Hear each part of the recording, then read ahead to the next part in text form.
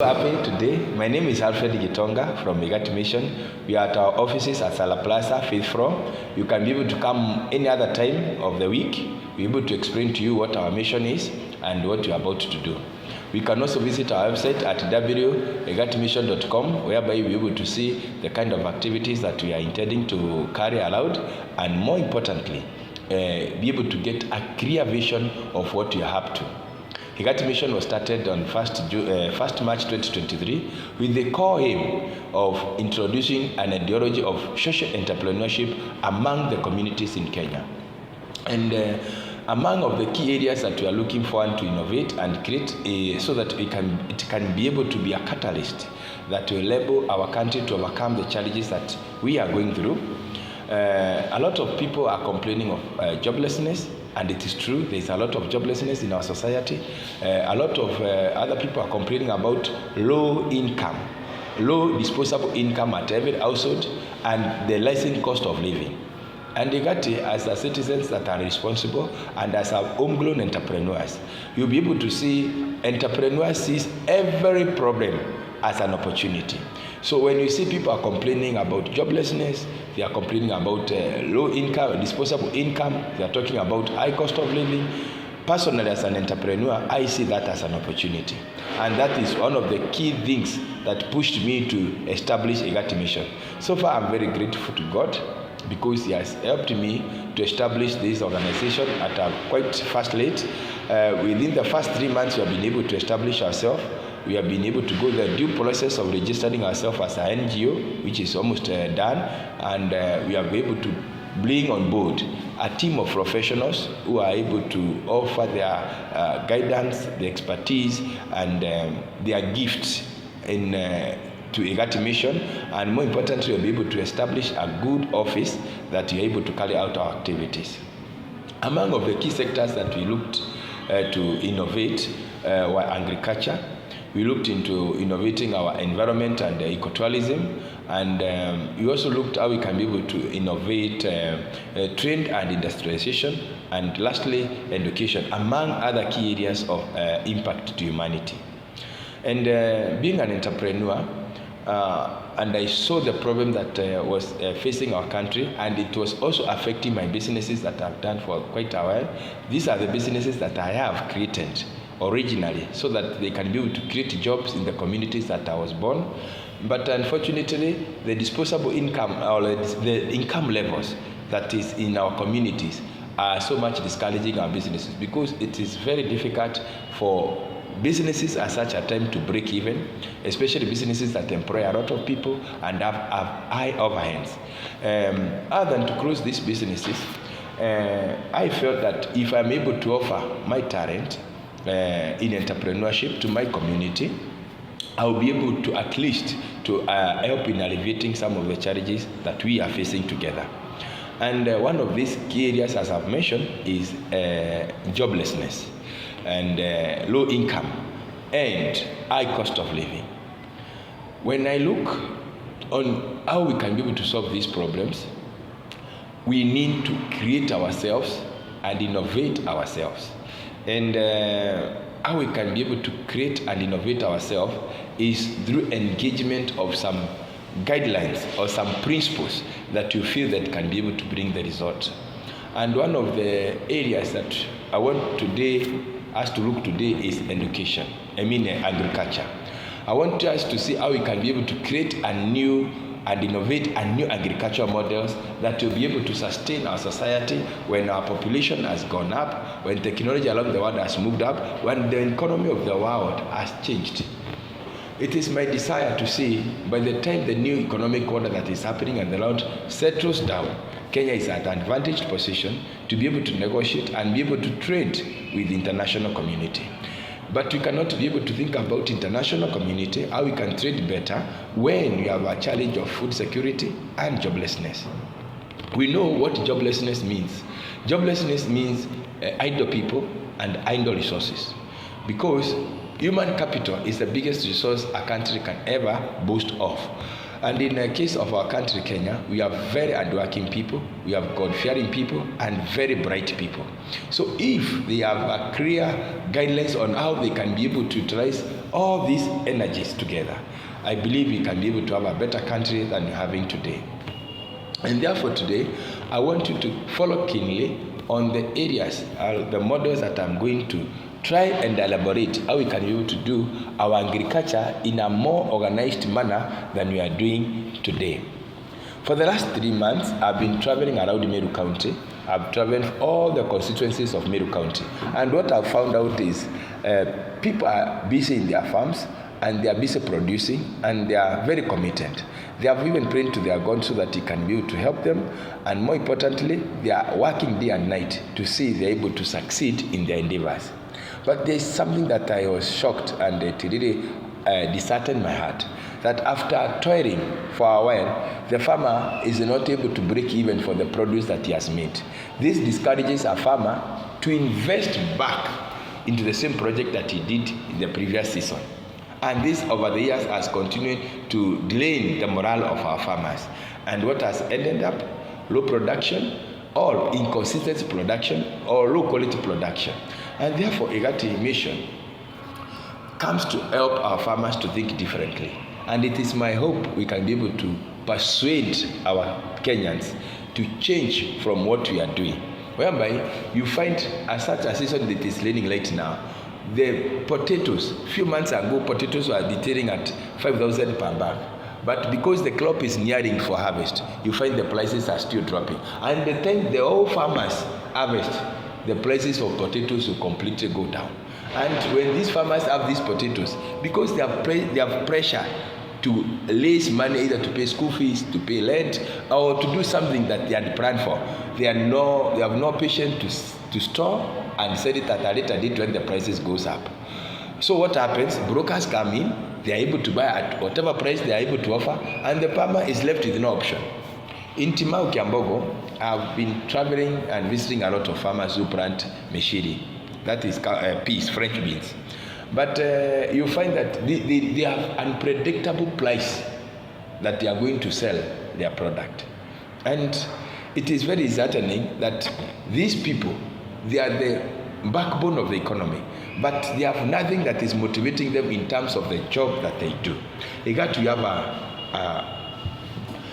have formulated a model, and if you pay attention to this model, you'll be able to say we can be able to put our farmers in organized communities.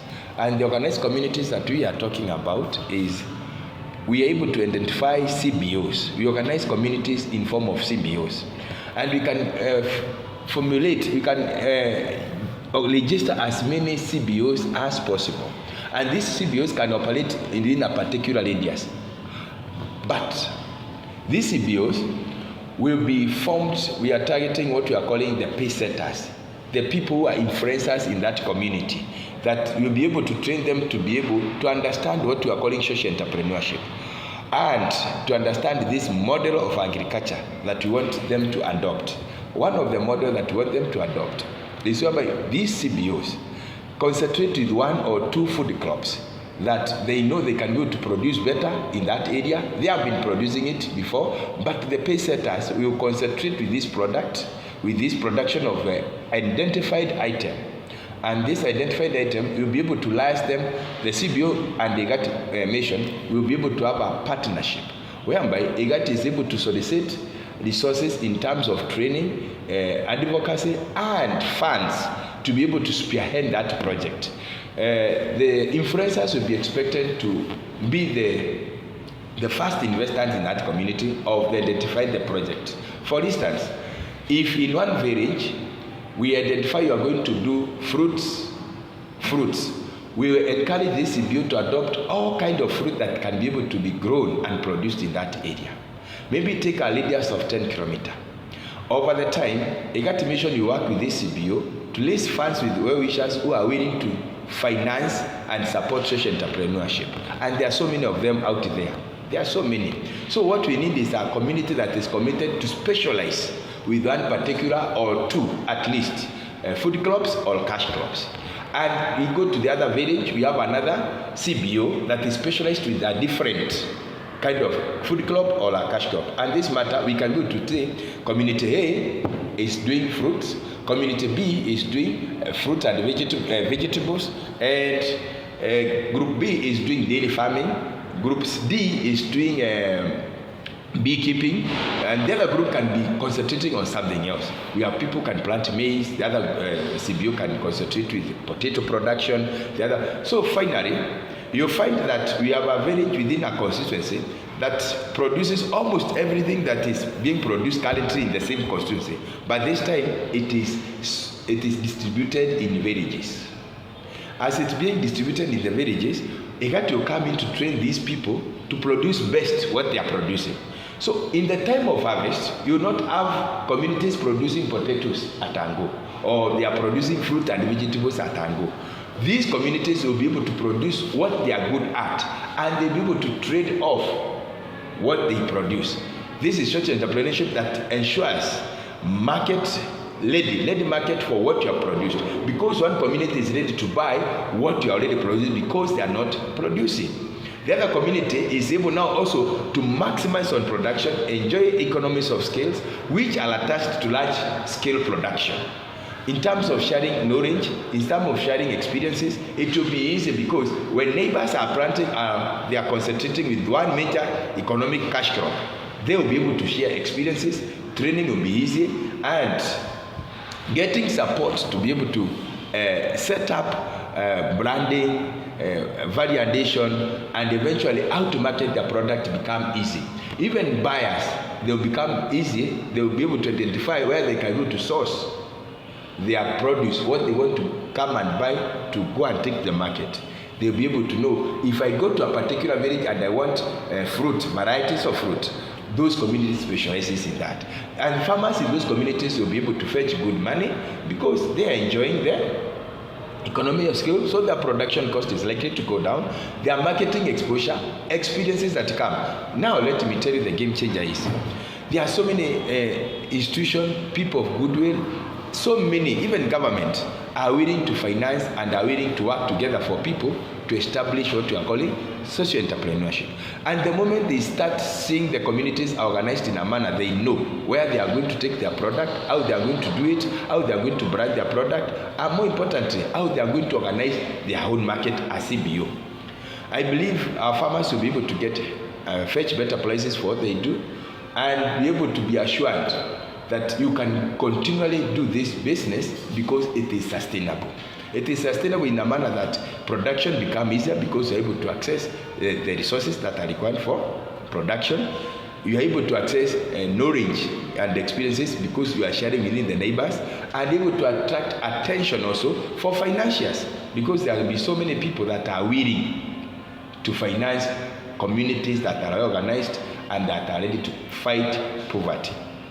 So, ladies and gentlemen, I feel our agricultural models, if we are able to take, for example, Meru County, we take Meru County as a case study, we will be able to identify the areas that are good for cotton production, coffee production, dairy production as cash crops. We will be able to sit down with the CBOs that are interested to adopt any of those crops. We will be able to show them where to get the resources. There are so many people we have networks with that can be able to help us raise resources, that can be able to improve our coffee sector. But only if they are assured, if this coffee sector is managed well, then it is going to fight our key enemy, who we are fighting joblessness, low income, disposable income, and to fight the issue to do with poverty. So, ladies and gentlemen, the ones that are joining us online, I can see you guys are there. We are representing to you an innovated agriculture model. If adopted in this country, you have counties like Meru, like Laikipia, Nyeri, are able to produce massively on what they can be able to do, because more people will be drawn into agriculture when they are assured of returns. And first of all, before you look for external market, we have our internal market here in the country. When communities are able to specialize in what they have, it means they will lack any other else things that have been producing. And since it's being produced by other community, buying it there, it will be easy, and it will be also at a lesser price than it is being right now. And that is what has killed our industry. Wherever you find our farming, wherever you find A small farmer with 1 acre is keeping chicken, is keeping goats, is keeping dairy cows, he has coffee, he has bananas, he has all kind of crops growing around. But at the end of the day, if you ask this farmer, how much can you be able to collect from your farm in a month? You'll be able not to tell you substance that amount, because there is no product that is producing there that is guaranteeing or have the market. But look at our model. When someone specializes, for instance, he has half an acre, and this half an acre is working to do, let's say for example, fruits, and his neighbor is doing the same, and the other neighbor does the same, and in our village there are more than even 30-40 farmers doing the same kind of job. These farmers, when they come together, production of that fruit, it will be cheaper, because they'll be able to sit down and discuss the best quality thing they need to do. They'll be able to discuss the best practices for fruit farming. They will discuss the best way they can package what they are producing, and be able to identify the best market for their produce.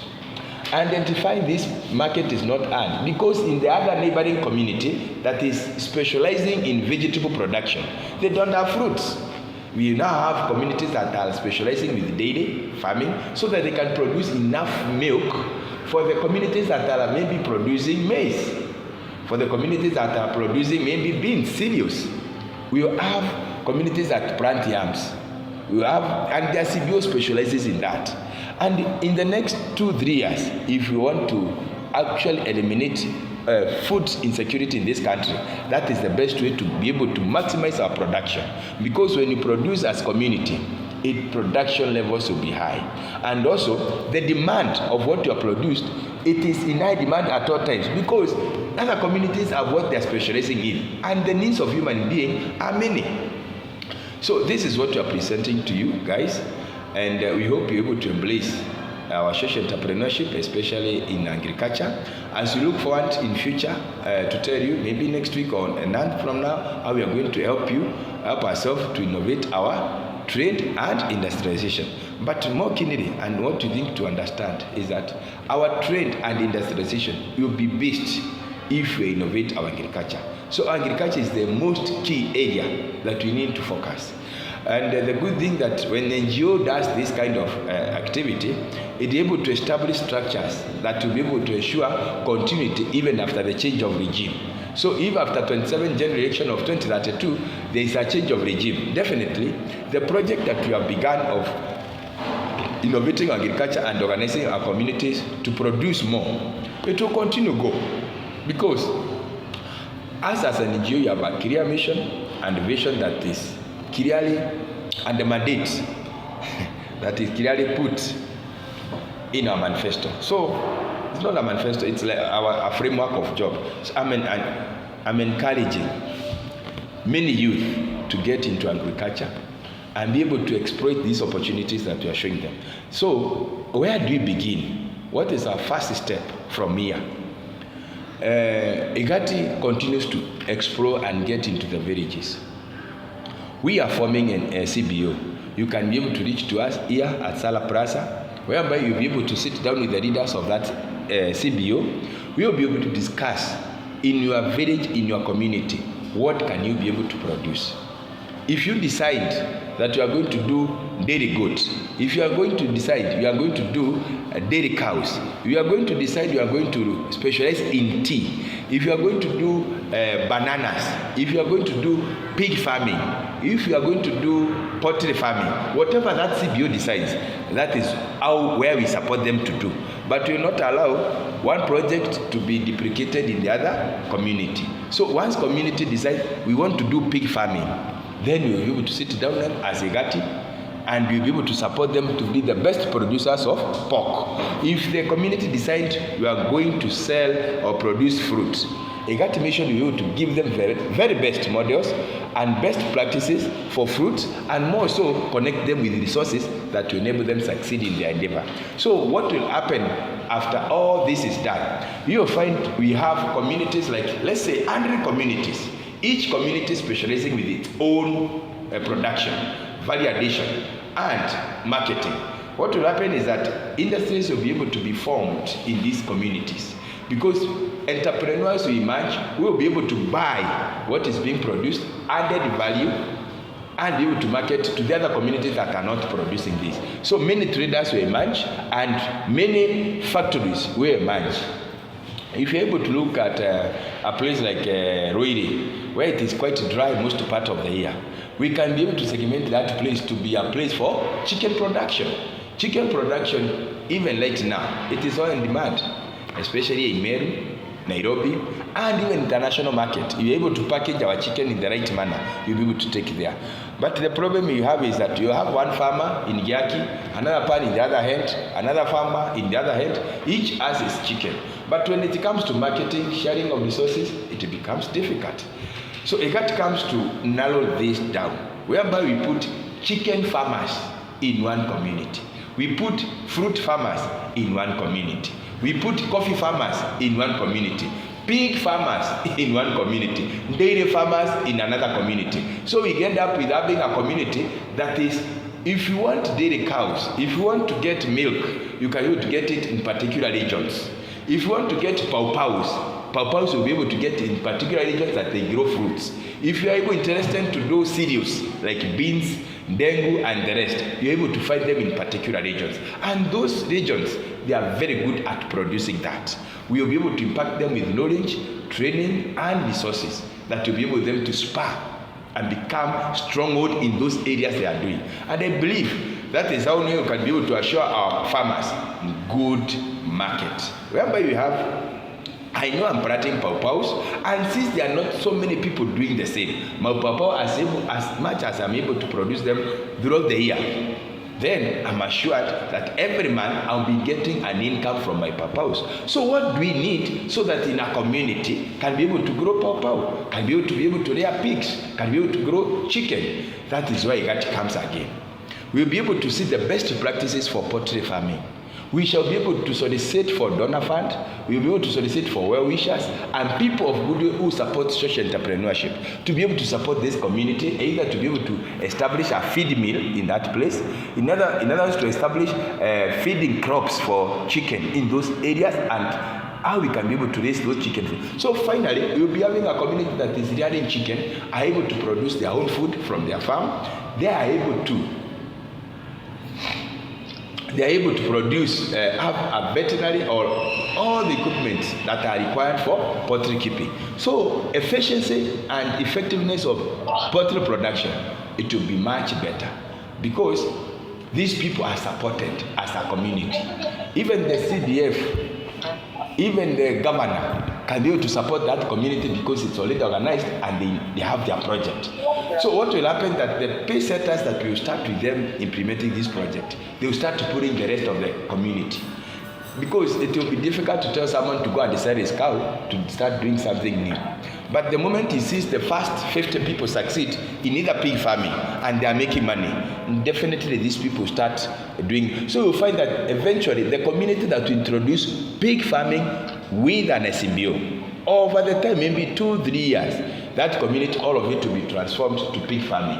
The ones that will transform into fruit farming, definitely, the pay setters that you have selected to start with, they will be able to be pulled back, they will be able to pull the other people to the same farming practice. So we will have organized communities that are highly productive, and they will assure each other the market of what they are producing. And our community will be now by this level be enlightened to be able to add value and market their product not only among themselves locally, but they can be able to export. So ladies and gentlemen, unless you have a question regarding our innovated agriculture models, we are ready to answer you. And I think I've been able to explain to the best of my knowledge what I understand in terms of innovating our agriculture. Thanks so much.